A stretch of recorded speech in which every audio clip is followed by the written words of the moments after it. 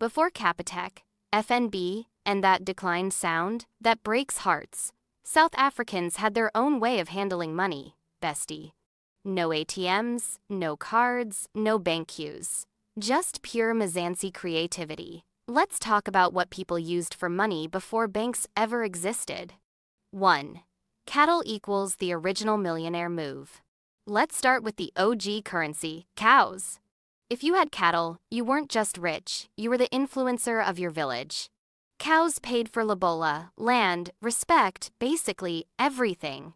One cow could buy you clothes, tools, or even your future wife. You see that guy with 20 cows? Yeah, he's the 1994 version of a Forex trader. 2. The barter system. Trade, don't tap. Before EFT was a thing, people used the barter system. You give me maize, I give you a goat. You give me salt, I give you beads. Everyone had something to trade, but if you had nothing, it was hard out there. Imagine trying to buy bread, but the lady only wants chickens. Gosh! 3. Beads, shells, and iron. Mzansi bling with value. Some places, especially near the coast, used beads, cowrie shells, and even iron tools as money. Beads weren't just fashion, they were flex. Cowrie shells came from trade with East Africa and were treated like coins. And iron? That was serious business. You could trade hoes, spears, and blades like R200 notes. So, basically, your grandmother's bead necklace? That was a bag.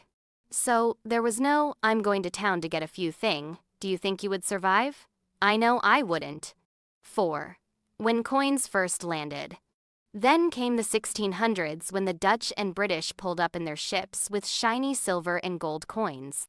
At first, locals were like, what's this metal thing supposed to do? But soon, trade started booming, beads and cows mixed with coins. Still, most people preferred what they knew: real goods, real value.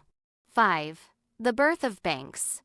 It wasn't until the 1800s that banks started popping up, like the Lombard Bank in 1793 and Standard Bank in 1862.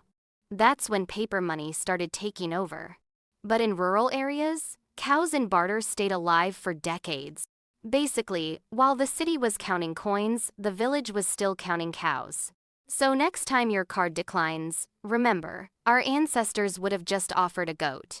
Mzansi's always had its own economy, just with more cows and less Wi-Fi. Drop a comment. If you lived back then, what would you trade to survive? Don't forget to like, subscribe, and keep it proudly Mzansi with Mzanzican.